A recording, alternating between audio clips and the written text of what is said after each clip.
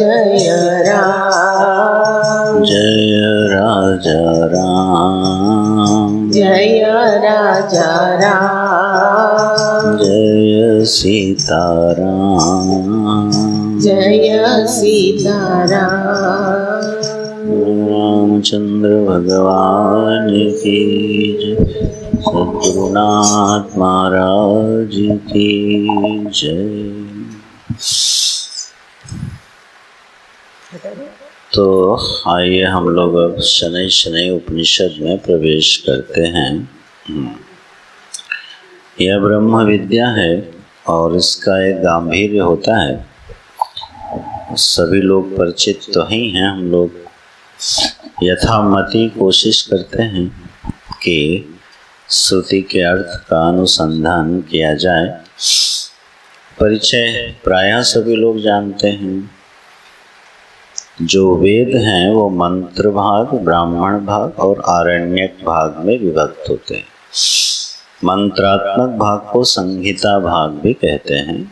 संहिता भाग, ब्राह्मण भाग और आरण्यक भाग, जितनी भी उपनिषदें प्राप्त हैं वो सब की सब ब्राह्मण और आरण्यक भाग से आती हैं। संहिता भाग की एकमात्र उपनिषद है ईशावास्य उपनिषद। जो मंत्र भाग वेदों का है संहिता भाग बोलते हैं, उसकी एकमात्र उपनिषद है ईशावास्य। और यह 2 शाखाओं में प्राप्त होती है, माने 2 बार इसकी प्राप्ति है संहिता भाग में। एक माध्यन्दिनी शाखा में मिलती है, एक काण्व शाखा में मिलती है। एक ही उपनिषद 2 बार आई है संहिता भाग में। 19 मंत्रों की है, बड़ी छोटी सी उपनिषद है और विषय की दृष्टि से निश्चित रूप से ब्रह्म विद्या का बोध कराने वाली है। कर्म में इसका विनियोग नहीं है। इस तरह से संहिता भाग की ये उपनिषद है। उपनिषद शब्द का जो अर्थ है वो भी आप जानते हैं। उप माने समीप, नि माने निश्चय पूर्वक और शद्र धातु से गति विसरण अवसान अर्थ में जिसके समीप जाने पर हमारी अविद्या का अवसान हो जाए और मोक्ष की प्राप्ति हो जाए, उसका नाम है उपनिषद। जिसके समीप जाने पर भी, माने अगर हम अपने गुरु के समीप गए और उनके एक वाक्य से मानो हमारे अविद्या का ध्वंस हो गया और हमारे परमात्मा के यथार्थ स्वरूप का बोध हो गया, तो वो गुरु के द्वारा बोला हुआ आप्त वाक्य क्या कहा जाएगा? उपनिषद। तो जो वाक्य या जिसके समीप जाने पर हमारे जीवन की सारी समस्याएं एक साथ खत्म हो जाएं, उसका नाम उपनिषद है। जीवन में जो समस्याएं हैं उनको हल करने के जितने भी साधन हैं सब फुटकर वाले हैं। जो थोड़ी समस्या को हल करते हैं और बाकी समस्या को बढ़ा देते हैं। हर समाधान ऐसा ही है। यहाँ पे साइड इफ़ेक्ट बहुत हैं। एक समस्या का समाधान ढूंढते हैं और उसको ढूंढते ढूंढते 4 नई समस्याएं साइड इफ़ेक्ट के रूप में हमारा पीछे आ जाती हैं। और ऐसा करते करते जन्म पर जन्म बीतता जाता है और यह प्रक्रिया हल होती दिखाई नहीं देती है। समस्याएं खड़ी रहती हैं। समस्याएं अधिभूत से भी हो सकती हैं, अधिदैव से भी हो सकती हैं, अध्यात्म से भी हो सकती हैं। अधिभूत का मतलब जगत हमारे लिए समस्या का कारण है। अधिदैव माने ये जो जगत के अनुग्राहक देव हैं वो समस्या का कारण है। जैसे इस समय भगवान भास्कर जो हैं प्रचंड रूप से दीप्तिमान हैं। हर दिन सुबह उठ के आदमी हसरत भरी निगाह से देखता कहीं बादल का टुकड़ा दिखाई दे जाए और वो दिखाई नहीं देता है। तो भगवान भास्कर जो है इस समय तपाए हुए हैं धरती को। यहाँ तक कि हिमालय को भी नहीं छोड़ा उन्होंने।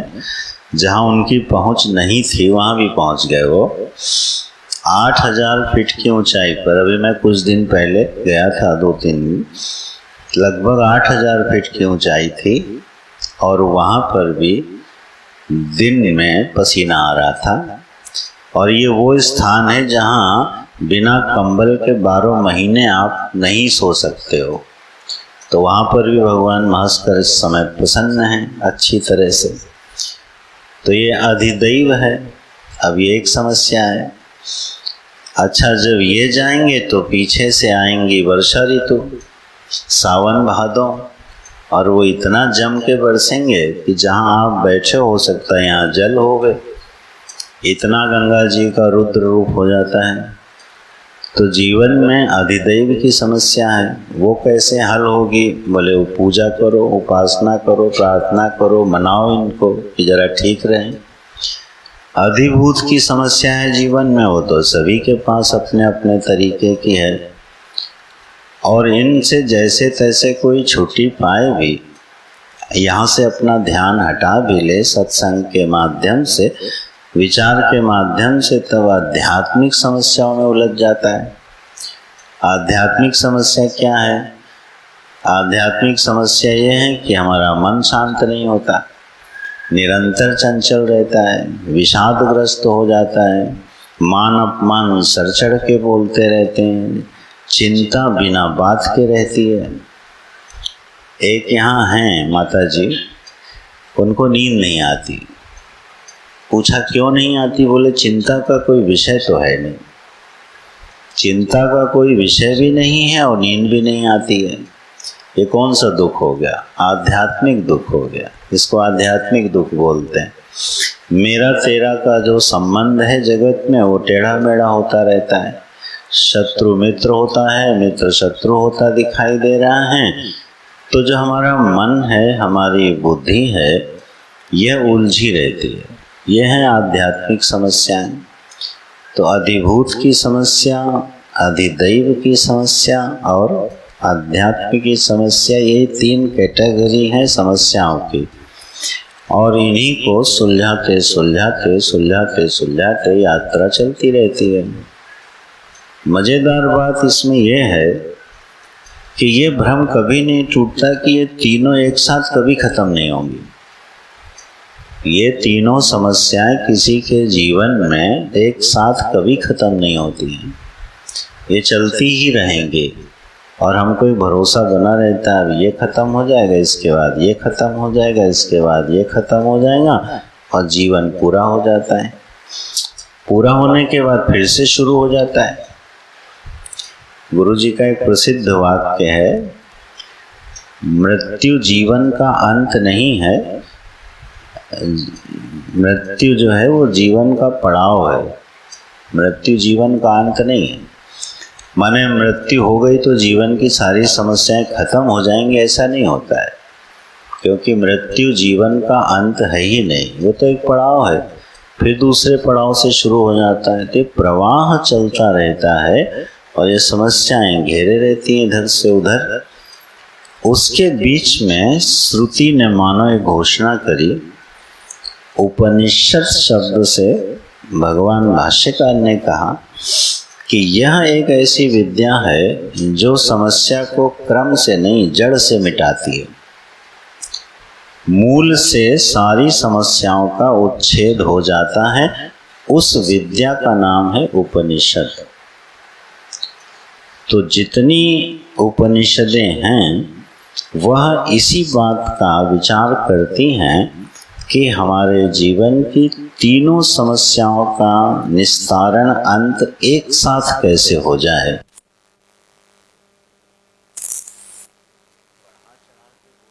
ऐसा नहीं है,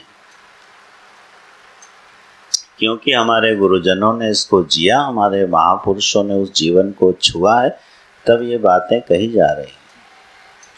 एक ऐसी ज्ञानात्मक स्थिति होती है, हो सकती है, जहाँ ये तीनों समस्याएं हमें न छूती हों और हम इनसे सर्वथा निर्लिप्त होकर के रहते हों इसी शरीर में, इसी जगत में। ऐसी विद्या का नाम है उपनिषद। तो हम लोग कुछ ऐसी विद्या की ओर थोड़ा अनुसंधान करेंगे, थोड़ा इसमें प्रवेश करेंगे। निश्चित रूप से जब चीज कीमती होती है तो उसको पाने का अधिकार भी थोड़ा बड़ा होता है। तो अगर थोड़ा बहुत अधिकार पैदा हो जाए, अधिकारी हो क्या, अधिकारी का मतलब ये है कि कम से कम 1 घंटे तो मन को एकाग्र करके विचार कर लिया जाए, यही अधिकार है। हमारे परम पूज्य अखंडानंद महाराज जी बोलते थे, किसी साधक ने उनसे पूछा, वेदांत में जो अधिकारी का वर्णन है वो इतना बड़ा है कि अगर कोई अधिकारी बन जाए तो उसे ब्रह्म विद्या पढ़ने की जरूरत ही नहीं दिखाई देती। सम दम तितिक्षा उपरति श्रद्धा समाधान विवेक वैराग्य मोक्षा, इन सबसे जो भर गया है। अब बताओ, सम माने होता है मन की शांति, दम माने होता है इंद्रिय का निग्रह। जिसका मन हो गया शांत, जिसकी इंद्रियां हो गई शांत, वो तो वैसे भी मुक्त जैसा हो गया।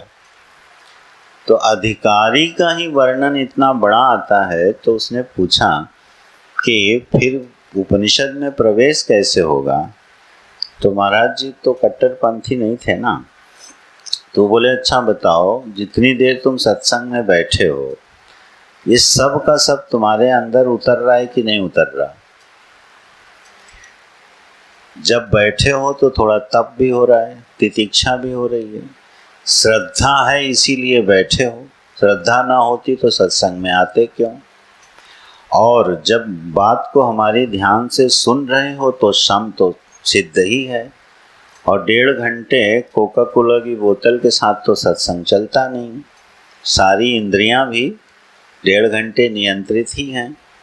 तो तितिक्षा भी हो गई और घर बार काम धंधा सब छोड़ के आए हैं तो उपरामता भी हो गई। तो अधिकार तो सिद्ध ही हो रहा है। यहाँ विवेक भी कर रहे हो, वैराग्यवान हो 1.5 घंटे के लिए। तो बताओ, कौन सा साधक चतुष्टय संपन्न अधिकारी में कौन सा अधिकार है जो इस समय तुम्हारे पास नहीं है। तो बोले, अगर 1.5 घंटे भी अधिकारी हो गए तो उपनिषद प्रवेश कर जाएगी। वो तो ऐसे उनका समझाने का तरीका रहता था। और ये बात सही है, नहीं तो हम लोगों में से कोई जीवन भर उपनिषद के पास पहुंचेगा ही नहीं। अधिकारी ही अधिकारी के चक्कर में पड़ा रहेगा और अधिकारी वो बनने से रहा। तो उस बात को मन से हटा के हम निश्चित रूप से अधिकारी हैं। हमारे ऊपर हमारे गुरु जी की कृपा है और हम उपनिषद पढ़ सकते हैं, हम उपनिषद समझ सकते हैं और उसको आत्मसात भी कर सकते हैं। ऐसे विश्वास के साथ इसका अध्ययन करना चाहिए। हीन भावना के साथ अध्ययन करने की जरूरत नहीं। अरे उपनिषद हमारे बस की कहाँ है, ऐसे भावना से ग्रस्त होने की कोई आवश्यकता नहीं है। ये है उपनिषद का स्वरूप। तो आइए हम लोग थोड़ा प्रवेश करते हैं, सीधे पहले मंत्र में ही चलते हैं। पाठ कीजिएगा, मैं पढ़ता हूँ, दोहराइएगा। ओम ईशावास्यमिदगं सर्वं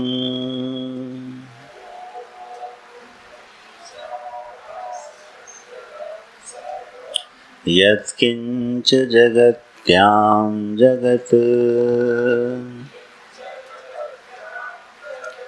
तेन त्यक्तेन भुञ्जीथा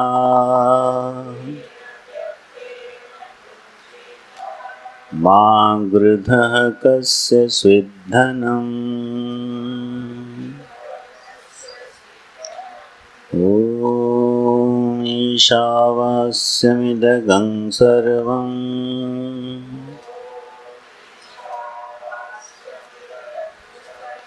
यत्किंच जगत्यां जगत् तेन त्यक्तेन भुञ्जीथा मा गृधः कस्य स्विद्धनम्। तो संगीता भाग की उपनिषद अपने प्रथम मंत्र से प्रारंभ होती है। और इसमें सीधी सीधी एक सलाह दी गई है, आदेश दिया गया है, हे साधक, ईशावास्यमिदगम सर्वम, यह जो जगत तुमको दिखाई दे रहा है, सुनाई दे रहा है, जो अनुभव में आ रहा है, अरे साधकों, यह सारा का सारा जगत तुम ईश्वर से आच्छादित कर दो। वास्य माने आच्छादनीयम, ऐसा करना चाहिए। तो हे साधक, तुम अपने इस जगत को, जिसमें तुम रह रहे हो, इस सर्व जगत को जरा भर दो। किससे भर दो? बोले ईश्वर से भर दो, परमात्मा से उसको आच्छादित कर दो। तो क्या कहना चाहती है श्रुति? श्रुति ये कहना चाह रही है कि जो जगत जिसमें हम लोग रह रहे हैं, तो पहले तो ये विचार करना चाहिए कि हम जगत में रह रहे हैं कि शरीर में रह रहे हैं, और फिर शरीर में रह रहे हैं कि मन में रह रहे हैं, और मन में रह रहे हैं कि अपनी बुद्धि में रह रहे हैं। हमारा यथार्थ निवास स्थान कहाँ है? सीधा सीधा जो मालूम पड़ता है वो ये मालूम पड़ता है, ये पृथ्वी है, ये आकाश है, ये अग्नि जलवायु है, ये पंचभूतात्मक जगत है। इस विराट पृथ्वी पर बहुत सारे जीव रह रहे हैं, प्राणी रह रहे हैं, स्थावर जंगम प्राणियों का निवास है। उसमें एक शरीरधारी मुझ अमुक अमुक का भी निवास है। तो मैं कहाँ रह रहा हूँ? मैं इस पृथ्वी का निवासी हूँ, इस जगत में रह रहा हूँ। लेकिन ये सच नहीं है, ये वास्तविकता नहीं है, क्योंकि हम इस जगत में रहने से पहले कहाँ रहते हैं? अपने शरीर में रहते हैं। और ध्यान रखिएगा, शरीर ही जगत है और जगत ही शरीर है। शरीर को जगत से भिन्न करके जो देखना है, ये यथार्थ दृष्टि नहीं है। जो जगत है वही शरीर है, जो शरीर है वही जगत है। तो वर्तमान में जो हमको उपलब्ध है वो ये शरीर है। तो मुझे क्या लगता है कि मैं इस शरीर में रह रहा हूँ। ये सप्त धातुओं का बना, पंचभूतों का बना यह जो शरीर मुझे प्राप्त है, इस शरीर को लेकर के मैं घूम रहा हूँ, चल रहा हूँ, जगत का अनुभव कर रहा हूँ। तो मैं कहाँ बैठा हूँ? मेरा निवास कहाँ है? बोले इस शरीर में मेरा निवास है।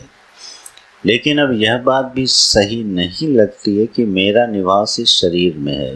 क्यों? क्योंकि शरीर तो कई बार जब गहरी नींद में हम सो जाते हैं तो मेरा निवास कहाँ होता है?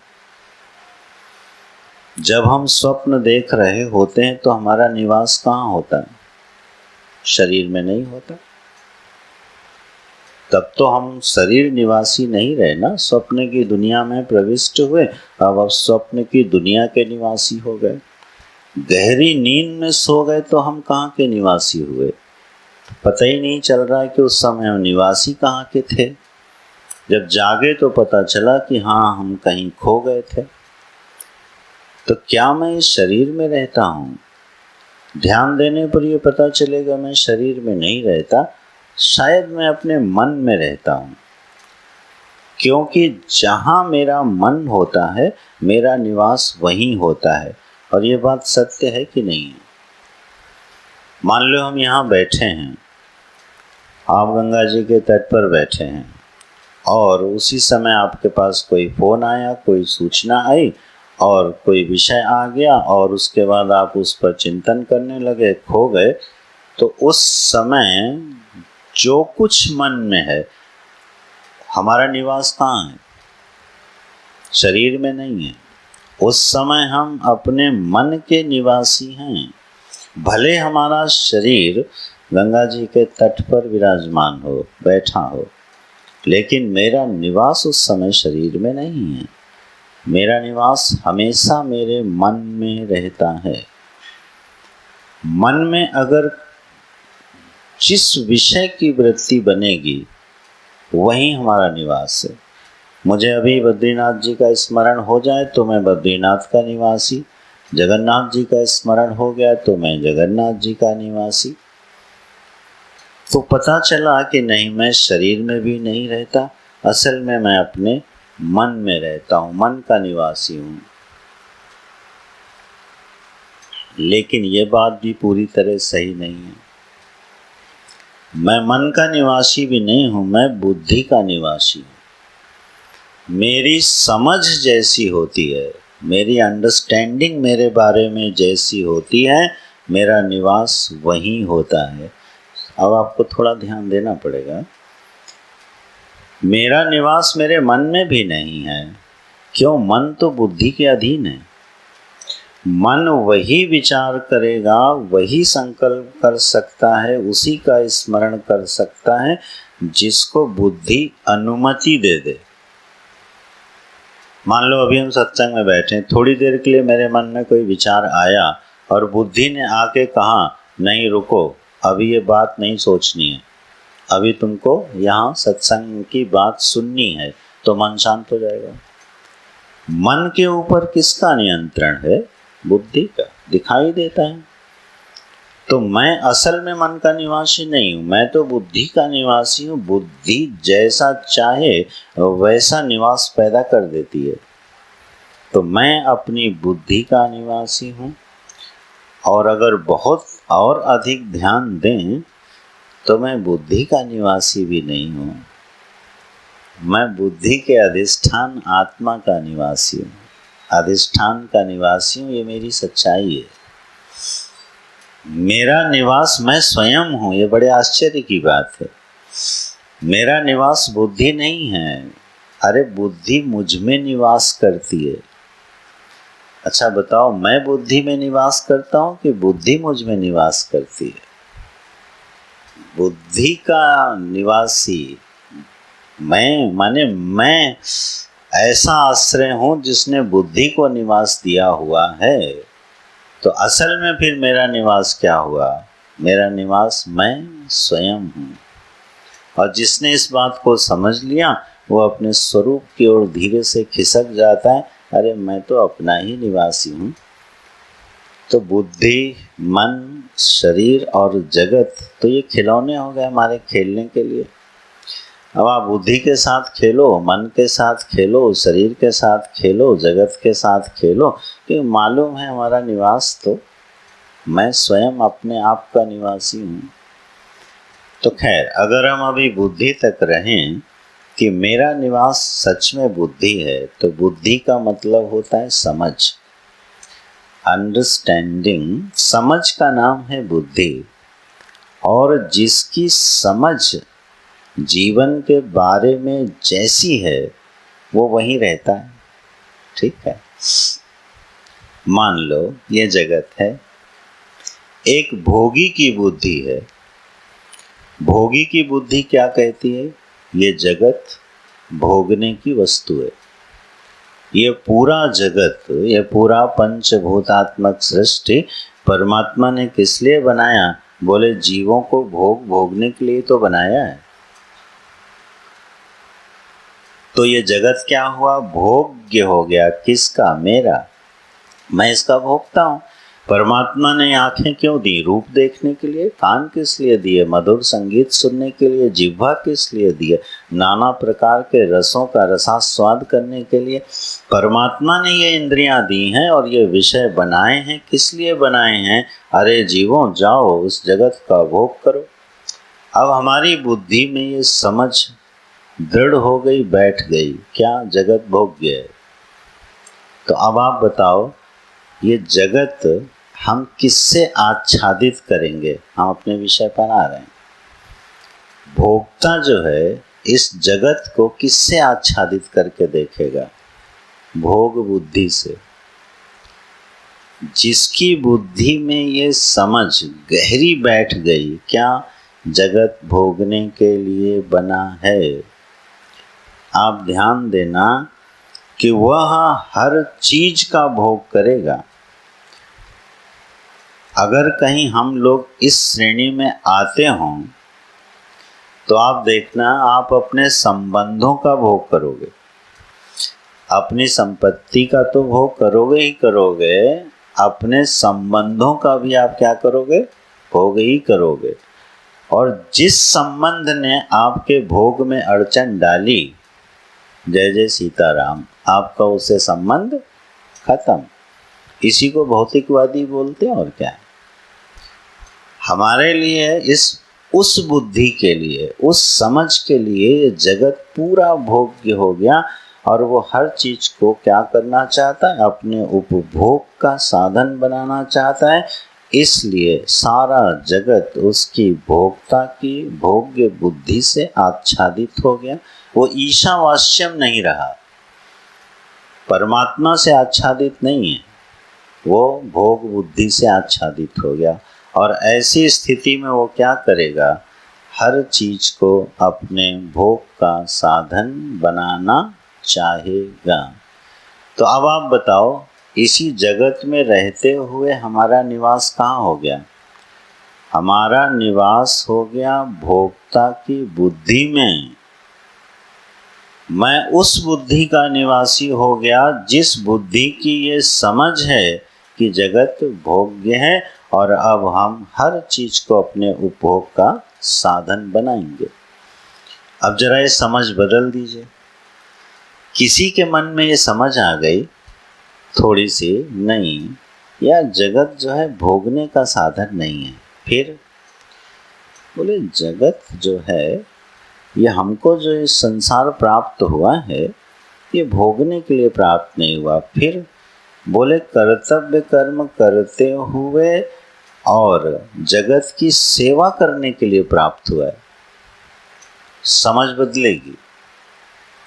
अब वो समझ भोक्ता की नहीं है। एक व्यक्ति की समझ ऐसी हो गई, नहीं ये केवल भोग के लिए जगत नहीं होता, मुझे अपने कर्तव्यों का पालन करना चाहिए, स्वधर्म का पालन करना चाहिए और परमात्मा का यह जगत हमारे लिए सेवा की भूमि है, भोग की भूमि नहीं है।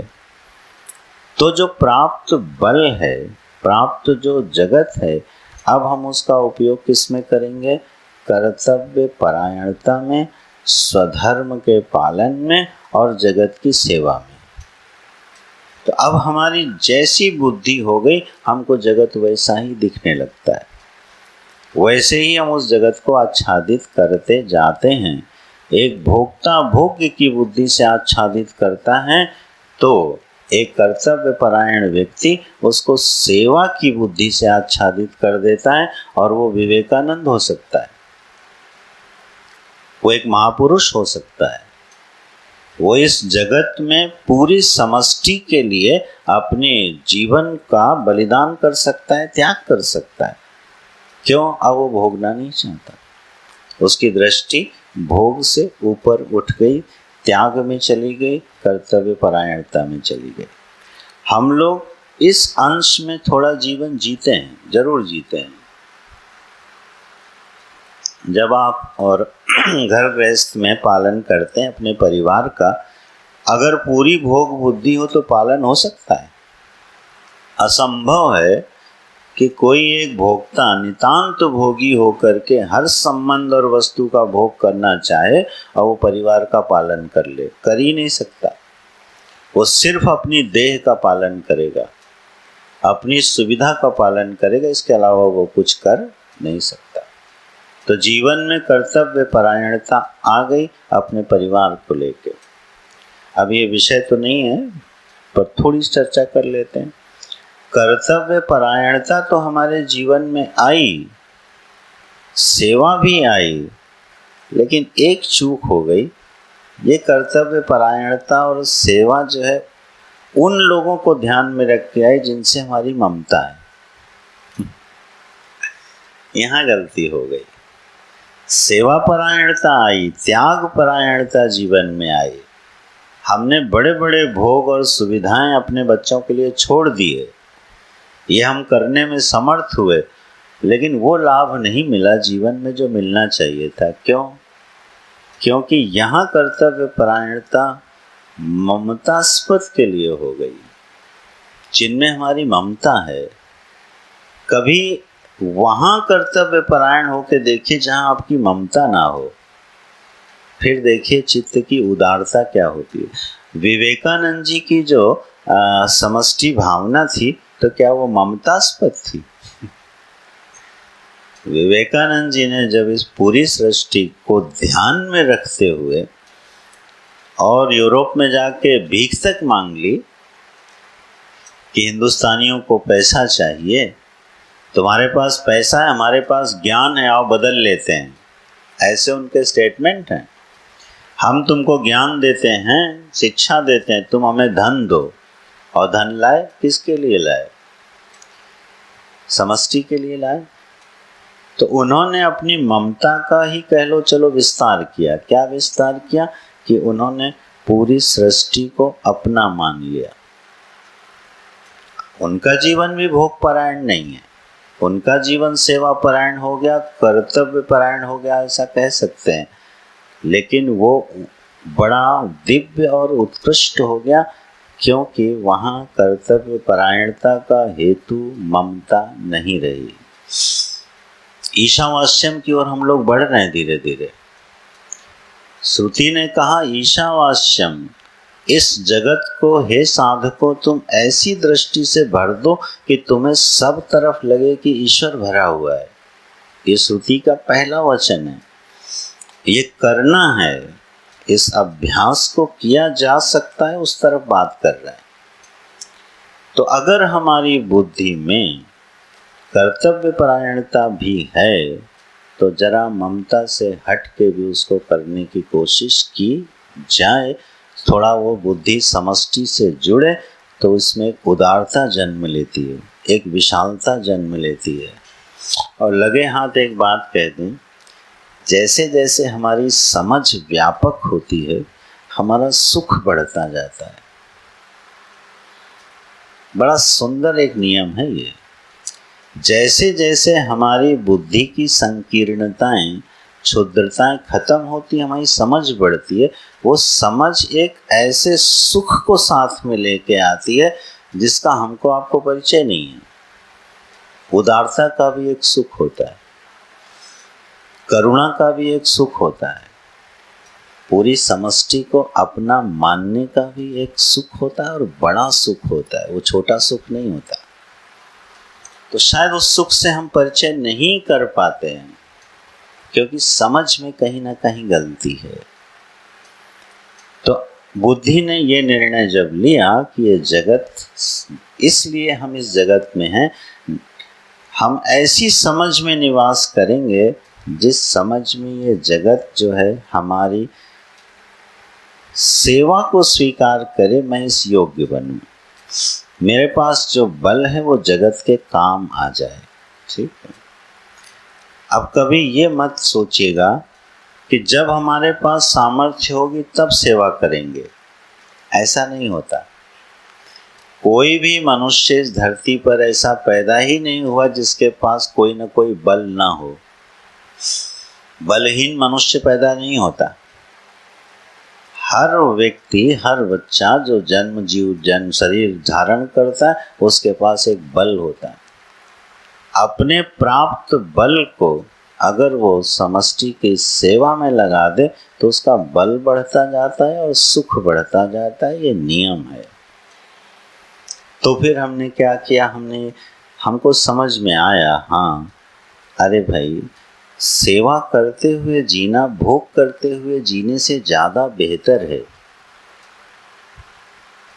तो अब हमारा निवास देखिए कहाँ है। हमारा निवास उस समझ में है, उस बुद्धि में चला गया जिस बुद्धि ने ये निर्णय ले लिया। और फिर ये बुद्धि और विचारशील हुई और ऊपर बढ़ी। उसने जगत के संगठन पर विचार करना शुरू किया, कारण पर विचार करना शुरू किया।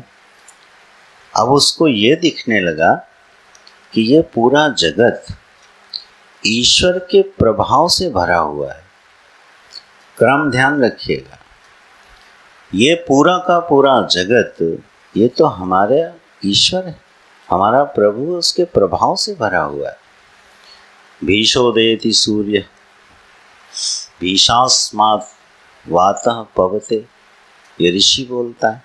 अरे वायु उसके भय से चलती है, ये सूर्य उसके भय से उदित होता है। समुद्र कभी अपनी सीमाओं का उसके भय के कारण उल्लंघन नहीं करता। हर ग्रह अपनी धुरी पर तब तक चलता रहेगा जब तक ईश्वर उसके संहार का संकल्प नहीं करेगा। आपको मालूम है जिस पृथ्वी पर हम बैठे हैं ये निरंतर घूम रही है, निरंतर घूम रही है। और अगर ये 1 इंच भी अपनी धुरी से इधर उधर हो जाए तो खंड खंड होके इस अनंत ब्रह्मांड में बिखर जाएगी। सिर्फ 1 इंच अगर ये अपनी धुरी से हट जाए तो ये बिखर जाएगी। क्यों नहीं हटती है? ये कोई संयोग है? अनंत कोटि ब्रह्मांड का जो मालिक है ना, अचिंत्य अनिर्वचनीय शक्ति वाला, जिसको हम लोग कई बार खिलौना बना के रख लेते हैं, वो इस ब्रह्मांड का अनिर्वचनीय शक्ति संपन्न मालिक है। और एक एक पत्ता भी उसके प्रभाव से आच्छादित है, व्याप्त है। बिना ईश्वर के दृष्टि के यहाँ कुछ भी संभव नहीं है। तो अब देखो हमारी समझ कैसे बदली। हमारी समझ बदली कि पूरा जगत तो ईश्वर के अधीन है। तो यहाँ बड़ी से बड़ी दुर्घटनाएं घटती हैं और बड़ी से बड़ी सुंदर घटनाएं घटती हैं। किसके प्रभाव से? ईश्वर के प्रभाव से। अब दृष्टि पर जरा ध्यान रखिएगा।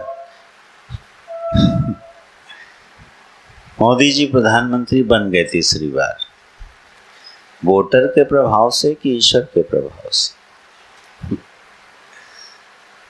एक व्यक्ति पूरी गणना करके, एनालिसिस करके, जातिगत विश्लेषण करके, कमियां और वो सब निकाल के, गणित लगा के बताएगा कि मोदी जी इसलिए प्रधानमंत्री बन गए, नहीं तो इस बार नहीं बन पाते।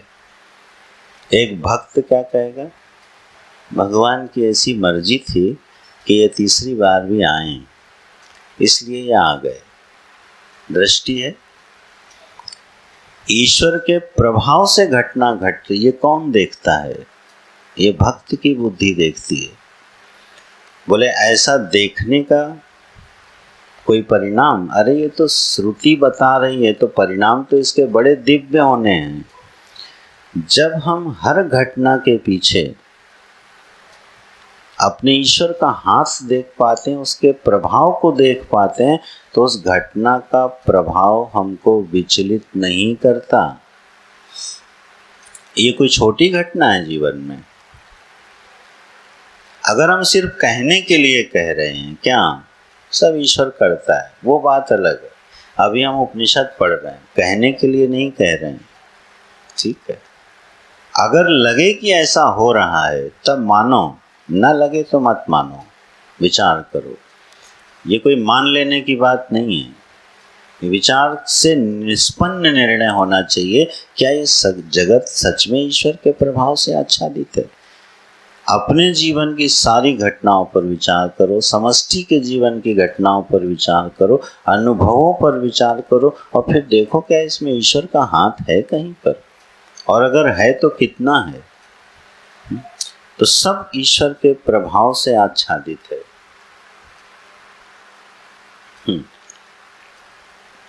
एक संत थे, बोले कि सब कुछ ईश्वर करता है। जब ये बात कोई कहे तो कभी उससे ऐसा बोल देना कि हाँ सब ईश्वर ही करता है, तुम तो किसी लायक नहीं हो, तुम्हारे बस का कुछ नहीं है कि तुम एक पत्ता भी हिला सको, तुम तो इतने नक्कारा आदमी हो, तुमसे कुछ नहीं हो सकता। ठीक है, वो तो ईश्वर है, तो गधा भी क्या हो गया? पहलवान हो गया। अब देखना कितनी जोर से गुस्सा होगा। अब अगर वो ये बात कह रहा है कि सब ईश्वर कर रहा है, तो निश्चित रूप से मैं गधा हूँ, पहलवान ईश्वर के बल पे हूँ। अगर ये कोई सच में मान रहा है और आप उसको कहो कि तुम हो तो गधे, तो नाराज होगा। अगर सच में उसकी फीलिंग यही है कि यार मैं कुछ नहीं हूँ, और ये सामने वाले ने आपको एहसास करा दिया कि आप कुछ नहीं हो, और अगर आप नाराज नहीं होते हो तो समझना कि ये दृष्टि हमारे पास है, और अगर नाराज हो गए तो समझना अभी ऊपर ऊपर से कहाँ जा रहा है कि सब ईश्वर करता है। तो ईशावास्यम, यह पूरा जगत, पूरा संसार किससे भरा हुआ है? बोले हमारे ईश्वर के प्रभाव से। ईश्वर के प्रभाव से भरा है ये बात, और हमारे ईश्वर के प्रभाव से भरा है, इस बात में अंतर है। ईश्वर के प्रभाव से भरा है ये एक सैद्धांतिक निर्णय है जो सही है, उसका भी जीवन में प्रभाव होगा, लेकिन ये हमारे मेरे प्रभु के प्रभाव से भरा हुआ है, इस वाक्य में बड़ा अंतर है। मेरे प्रभु के प्रभाव से भरा हुआ, अगर ऐसा कोई बोल गया तो वो गोस्वामी जी के धरातल का आदमी हो गया, वो मीरा जी के चैतन्य महाप्रभु के धरातल का आदमी हो गया, जो ये बोल उठा मेरे प्रभु के प्रभाव से पूरा जगत भरा हुआ। एक सुंदर पुष्प खिला है मेरे प्रभु की, जरा आप शक्ति देखो, उनकी करुणा देखो, उनका सौंदर्य देखो कि कितना सुंदर कमल खिलाया उन्होंने। किसने? मेरे प्रभु ने। ठीक है ना? तो जब वह मेरा हो जाए तो भक्ति हो जाती है, और जब मेरा ना हो तो एक सिद्धांत रहता है। तो इस सिद्धांत को थोड़ा भक्ति में भी बदलना चाहिए, उससे मन को बड़ा सुकून मिलता है। तो ईशावास्यम का अर्थ क्या हुआ? यह जगत ईश्वर के प्रभाव से व्याप्त है, पूरी सृष्टि में स्पष्ट रूप से दिखाई देता है। एक वृक्ष, पौधा, एक अंकुर, बीज विशाल वृक्ष बन के सुंदर मधुर फल देता है, ये ईश्वर के प्रभाव से होता है। ठीक है? पूरी सृष्टि का एक संगीत, एक नर्तन जो चल रहा है, उसके पीछे उस अव्यक्त अदृष्ट मेरे प्रभु का हाथ है, और उन्हीं के कारण और उन्हीं के हिसाब से सब कुछ हो रहा है। इस बात को अगर हम दिल से स्वीकार करते चले जाएं, ठीक है, तो वो हमें चाहे बैल बना के रखे, चाहे गधा बना के रखे, चाहे सम्राट बना के रखे, हमारी मनस्थिति कभी बदलेगी नहीं, कभी नहीं बदल सकती है। निरंतर एक रस आनंद की, प्रेम की अनुभूति से वह बुद्धि, वह हृदय सराबोर रहेगा, जो एक क्षण भी यह बात नहीं कहता है कि ईश्वर ने ऐसा क्यों किया। क्यों? सब कुछ उसकी इच्छा से, उसके संकल्प से हो रहा है। मैं अगर श्वास ले रहा हूं, उसके कारण मैं श्वास ले रहा हूं। जब ध्रुव जी ने स्तुति करी तो यही तो कहा, यो अंतः प्रविश्य सुप्तां, मम वाच प्रसुप्तां संजीवयति अखिल शक्तिधरः स्वधाम्ना। स्वधाम्ना अखिल शक्तिधरः संजीवयति इमाम। ये जो वाणी है ना, ये वाणी उस अखिल शक्तिधर परमात्मा के कारण बोलने में समर्थ है। ये बात कौन कह रहा है? ध्रुव जी कह रहे हैं। हम श्वास ले पा रहे हैं, ईश्वर की बड़ी कृपा है। हम बोल पा रहे हैं, ईश्वर के कारण बोल पा रहे हैं। हम सोच पा रहे हैं, ईश्वर के कारण सोच पा रहे हैं। हम साधना कर पा रहे हैं, ईश्वर के कारण कर पा रहे हैं। अच्छा, नहीं कर पा रहे तो? मान लो नहीं कर पा रहे तो?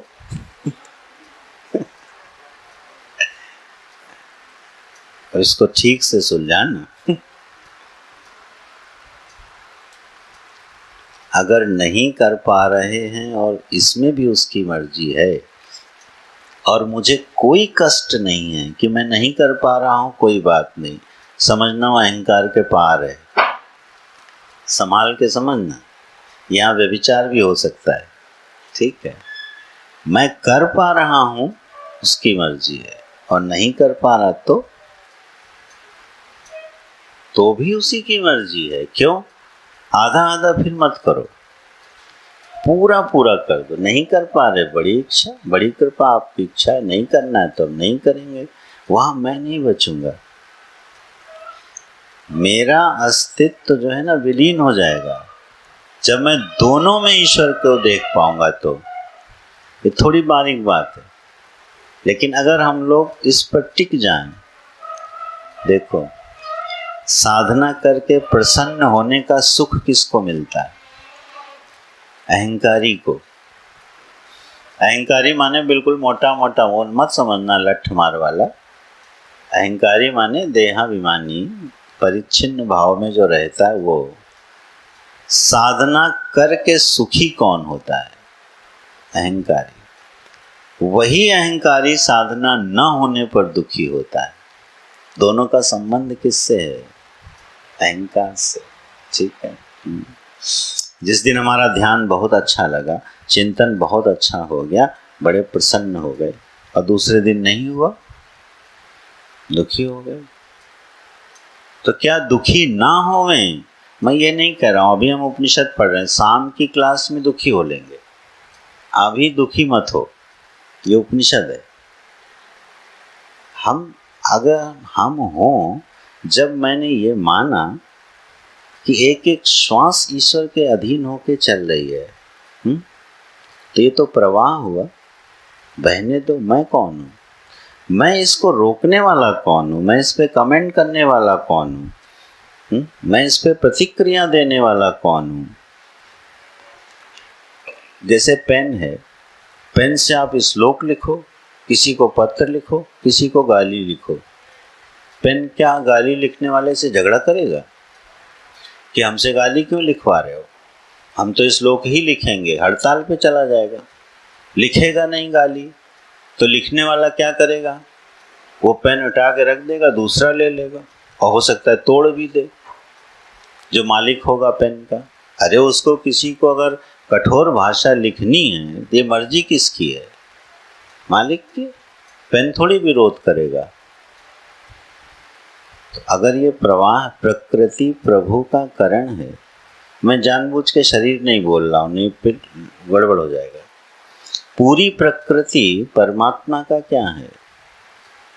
अभिव्यंजक संस्थान है। ठीक है। अभिव्यंग की, अभिव्यक्ति का अभिव्यंजक संस्थान है, उसको उपाधि कहते हैं। ये प्रकृति है, परमात्मा का करण है। अरे जो चाहे सो करे। प्रचंड भास्कर होके तपे, तपने दो भाई, तुम भी तपो, झुलसो। अगर इसका विरोध छूट जाए, सोचो। अच्छा उल्टा सोच लो, हम विरोध करके कर क्या लोगे? सूरज को ठंडा कर लोगे कि वर्षा ले आओगे? कर क्या लोगे? जब कर ही नहीं कुछ पाओगे तो मत चलो, मजबूरी में ही सही उसी के साथ हो लो। वो अगर प्रचंड तपना चाहता है, जरूर उसकी योजना का कोई हिस्सा होगा, हमें पता ही नहीं है। ग्लोबल वार्मिंग हो जाए, चाहे ग्लेशियर पिघल रहे हो, प्रकृति में परिवर्तन हो रहा हो, ये ईश्वरी के किसी न किसी विधान से तो हो रहा है ना। हम आप उसको नहीं जानते। हम भले क्लेम करें हम मनुष्यों ने इस पूरी सृष्टि को नष्ट किया, पर्यावरण को भंग किया, इसलिए भुगतना पड़ेगा। वो बात अपने धरातल पे बिल्कुल सही है, बिल्कुल सही है कि उसका कर्म फल तो जीव के सामने आएगा ही, लेकिन हो सकता है किसी बड़ी योजना की तैयारी चल रही हो और हमको मालूम ही ना हो। ठीक है। और जब वो योजना फलीभूत होगी तो सृष्टि में पुनः मंगल हो जाएगा। तो अगर हमारी दृष्टि वहां तक जा रही है तो हम प्रतिक्रिया करेंगे क्या? ये होगा ईशावास्यम। एक एक श्वास, एक एक संकल्प, एक एक अणु का कंपन, ये सब उसके प्रभाव से आच्छादित है, भरा हुआ है। उसकी प्रेरणा से ही गतिशील है, अपने कार्य में लगा हुआ है। मैं स्वयं, मैं एक व्यक्ति के रूप में स्वयं पूरी प्रकृति का मैं हिस्सा नहीं हूं, मैं ही प्रकृति हूं।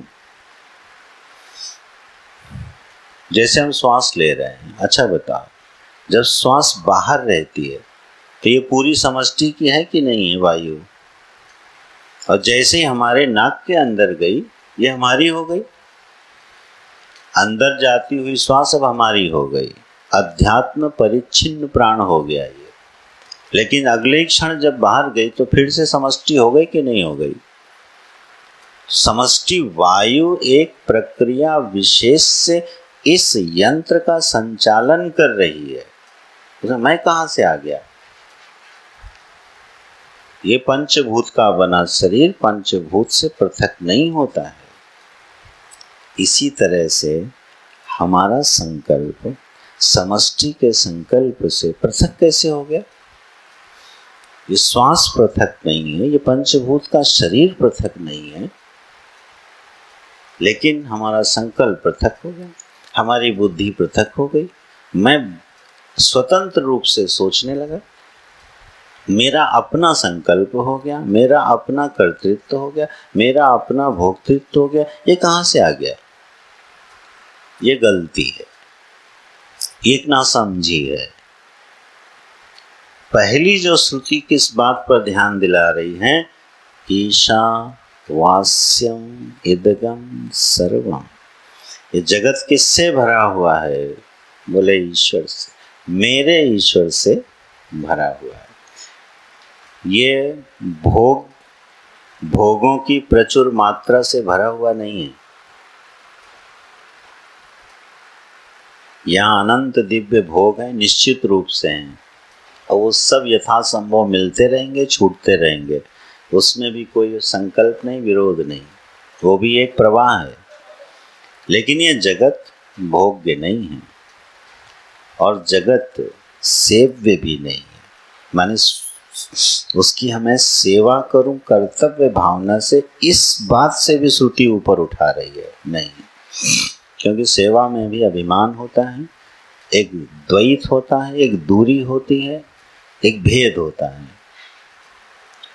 हम जिसकी सेवा करते हैं, आप चाहे जितनी विनम्रता से सेवा करो, लेकिन जिसकी भी सेवा कर रहे हैं, गुरु को छोड़ करके, ईश्वर को छोड़ करके, वह व्यक्ति जिसकी सेवा हो रही है वो संकोच में पड़ता है। कभी ध्यान देना, जब हम दाता होते हैं, जिसको हम दे रहे हैं वो छोटा होता है कि नहीं? 100% छोटा होगा, गुरु और ईश्वर को नहीं। जिसको भी हम देंगे, चाहे जितनी विनम्रता से दें, वो छोटा हो जाएगा और हम बड़े हो जाएंगे। तो ये भाव भी श्रुति हटा रही है, नहीं, इसकी भी जरूरत नहीं है। ना ये भोग्य है, ना सेव्य है, ये ईश्वर के प्रभाव से भरा हुआ है, व्याप्त है। क्या? इदगम सर्वम। जो कुछ भी इदम इदम करके जाना जा रहा है, वह सब कुछ। पुराने लोग तो इसका अर्थ जानते ही हैं, फिर से दोहरा देते हैं। इदम शब्द का प्रयोग किसके लिए किया जाता है? जो हमारे ज्ञान का विषय हो जाए, जिसको हम परसीव कर लें, वो इदम है, जिसको अंग्रेजी में बोलते हैं दिस, यह। संस्कृत में बोलते हैं इदम। जो हमारे ज्ञान का विषय बन जाए, जिसको हम परसीव कर लें, वो सब क्या हो गया? इदम। अच्छा बताओ, कौन सी ऐसी चीज़ है जो हमारे ज्ञान का विषय नहीं बनती? इसीलिए हम ये व्याख्या कर पा रहे थे। अहम भी इदम है कि नहीं है? मैं अपने को जानता हूं कि नहीं जानता? तो मैं अपने ज्ञान का विषय हो गया कि नहीं हो गया? मैं हूं, इस बात को मैं जानता हूं कि नहीं जानता हूं? अहम अस्मि, मैं हूं, ठीक। इस बात को मैं जानता हूं ना कि मैं हूं, तो ये अहम अस्मि मेरे ज्ञान का विषय हो गया कि नहीं हो गया? तो ज्ञान का विषय होने से इदम हो गया कि नहीं हो गया? और श्रुति ईशावास्यम किसके साथ करवा रही है? इदम सर्वम के साथ। तो अहम के साथ ईशावास्यम जाएगा कि नहीं जाएगा? इसीलिए ये अर्थ हो रहा था। मेरा कोई संकल्प नहीं, मेरा कोई अहम नहीं, ये सब ईश्वर के प्रभाव से भरा हुआ है। इदम सर्वम, इदम सर्वम में पूरा प्रपंच आ जाता है। दो शब्द बोले गए संस्कृत में और पूरे प्रपंच की व्याख्या हो जाती है। इदम सर्वम, ईशावास्यम, सब कुछ परमात्मा से भरा हुआ है। अच्छा, अब इसके बाद एक अर्थ और है, पूरे ही कर लिया। अब वो है तात्विक अर्थ, जो भगवान भाष्यकार ने इस पंक्ति का किया है। इसका ये मतलब नहीं दूसरे अर्थ नहीं है, सारे अर्थ का अभ्यास करना है। ये श्रुति का आदेश है ईशावास्यम। जहाँ हमें क्लिक कर जाए, जहाँ हमारी बुद्धि को कोई बात समझ में आ जाए, उसका अभ्यास शुरू कर देना चाहिए। तो बोले क्या ये जगत ईश्वर से नहीं आच्छादित है, उसके प्रभाव से नहीं आच्छादित? नहीं, बोले बिल्कुल आच्छादित है। लेकिन एक सत्य और है, क्या? ईश्वर जो है वो हमारी आत्मा से भिन्न है कि अभिन्न है? हमारी आत्मा से अलग है कि आत्मा से एक है? तो अगर आत्मा से एक है तो ये जगत किसके द्वारा आच्छादित हो गया? मेरे द्वारा। इसलिए भाष्य की पंक्ति में आपको अर्थ मिलेगा, अहमेव सर्वम इदम इति ईशावास्यम। यह जगत किसके द्वारा आच्छादित हो गया? अहम के द्वारा। पर ध्यान दीजिएगा, जो अहम इदम है उसके द्वारा नहीं। स्पष्ट हो रहा है कि नहीं? भारी हो रहा है। जो अहम इदम हो गया उसके द्वारा नहीं। कौन सा अहम इदम हुआ है? मैं हूँ, मैं हूँ, मुझे अपने होने का ज्ञान हो रहा है, मैं हूँ, फिर मैं एक व्यक्ति हूँ, मैं एक मनुष्य हूँ, वो तो दूर की बात चली गई। मैं हूँ, इस मैं हूँ प्रत्यय के द्वारा जगत आच्छादित नहीं है, क्योंकि ये तो खुद ही इदम में है, इसका ज्ञान हो रहा है। तो फिर कौन सी आत्मा? बोले इस अहम अस्मि को किसके प्रकाश में जान रहे हो? मैं हूँ, मैं हूँ, ये ज्ञान मुझे किस बोध में हो रहा है, किस अधिष्ठान में हो रहा है? कौन सी वो सत्ता है जिसकी उपस्थिति में मुझे अपने होने मात्र का बोध हो रहा है? फिर मैं व्यक्ति हूँ, मनुष्य हूँ, धनी हूँ, निर्धन हूँ, गुणी हूँ, सद्गुणी हूँ, यहाँ तक तो पहुँचना ही नहीं है। मेरा होना, मेरा जो व्यक्तिगत अस्तित्व है, अहम अस्मि प्रत्यय है, क्या ये किसी की गोद में खेल रहा है? क्या इसका कोई अधिष्ठान है?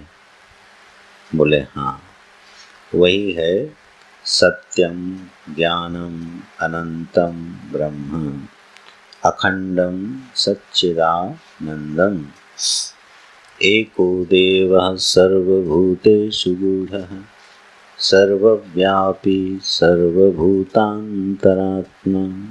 ये श्रुति भी आगे उसका वर्णन करेगी।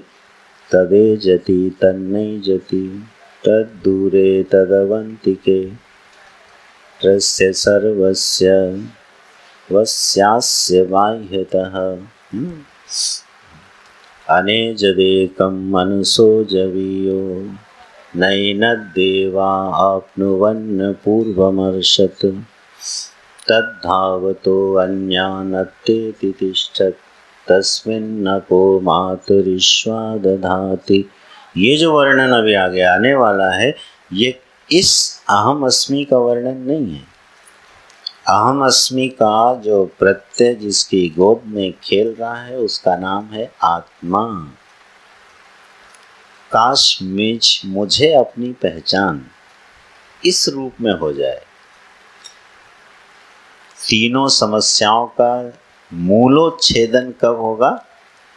जब मेरी अपनी पहचान कहाँ होगी?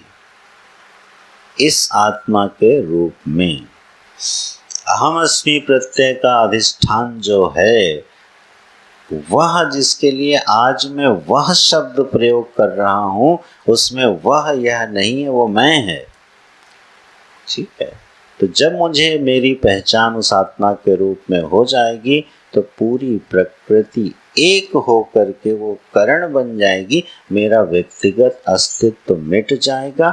यही तीनों अधिदैव अधिभूत और अध्यात्म को उखाड़ फेंकने की कला है, और इसी का नाम है ईशावास्यम इदगम सर्वम। तो सर्व जंतु नाम प्रत्यगात्मतया सन्न, कुछ लोग भाष्य पढ़ेंगे तो जरूर देखिएगा।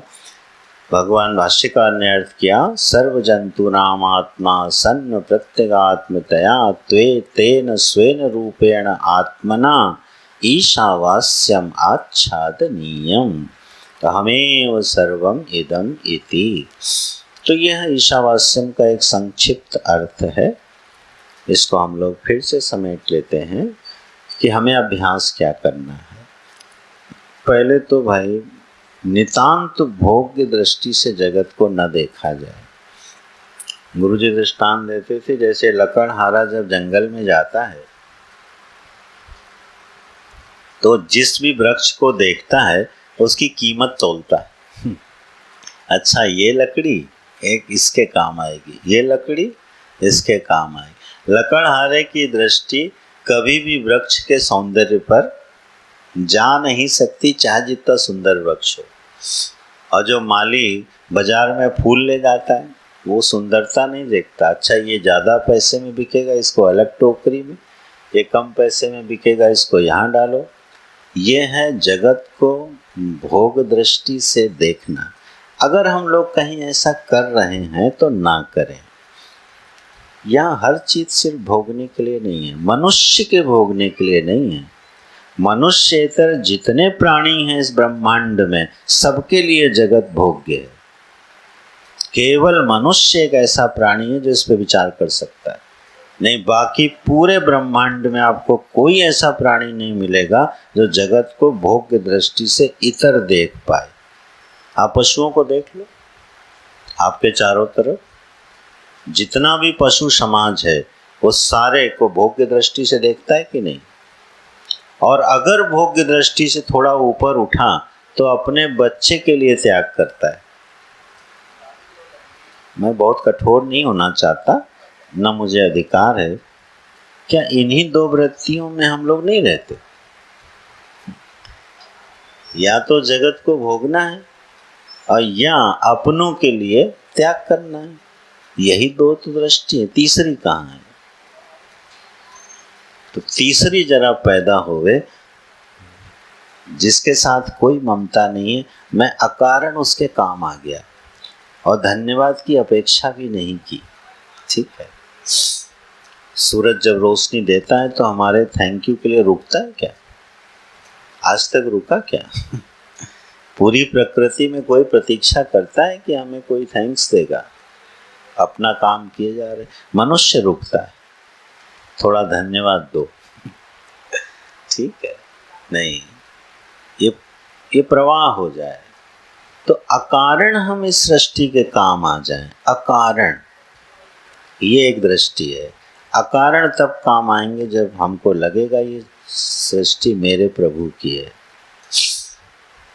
ये पंचभूतों की नहीं है, त्रिगुणों की नहीं, मेरे प्रभु की सृष्टि है। तो चलो मैं इसके काम आ जाऊं और मैं भी उन्हीं का हूँ। तो इस दृष्टि से जगत को देखा जाए। फिर ईश्वर के प्रभाव से पूरी सृष्टि व्याप्त है। मुझ अहम अस्मि प्रत्यय के साथ इस दृष्टि से देखा जाए और फिर भगवान कृपा करे, इस अहम अस्मि का जो निरंजन अधिष्ठान है आत्मा, उसके साथ एक हो जाया जाए। यही क्रम से यहाँ ईशावास्य की श्रुति उठी है और फिर धीरे धीरे हमको उपासना आदि के मंत्रों में भी लाएगी। तो आज हम लोग इस पर जरा विचार करेंगे। ईशावास्यम इदगम सर्वम, इस पर चिंतन किया जाए। कल आगे बढ़ेंगे, शेष श्रुति का अध्ययन करेंगे। नारायण शंभो महावीर। जितना हो सके आपस में परिचर्चा होवे, चिंतन होवे, भगवती का सेवन होवे, विश्वनाथ मंदिर का दर्शन होवे और समय का सदुपयोग होवे। सभी को सूचना शाम के क्लास के मिल गई होगी। सभी लोग अपना फोन देख लीजिएगा, सभी के फोन पर पहुंच रही है सूचना, क्योंकि शाम को यहाँ आरती होती है, उसका संगीत बहुत जोर से बजता है।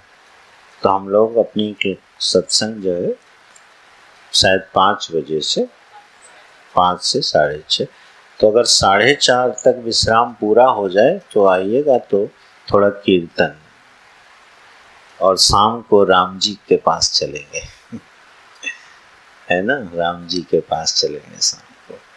ओम शांति शांति शांति। ओम पूर्णमदः पूर्णमिदं पूर्णात् पूर्णमुदच्यते पूर्णस्य पूर्णमादाय पूर्णमेवावशिष्यते। ओम शांति शांति शांति। हरि ओम। श्री गुरुभ्यो नमः। हरि ओम।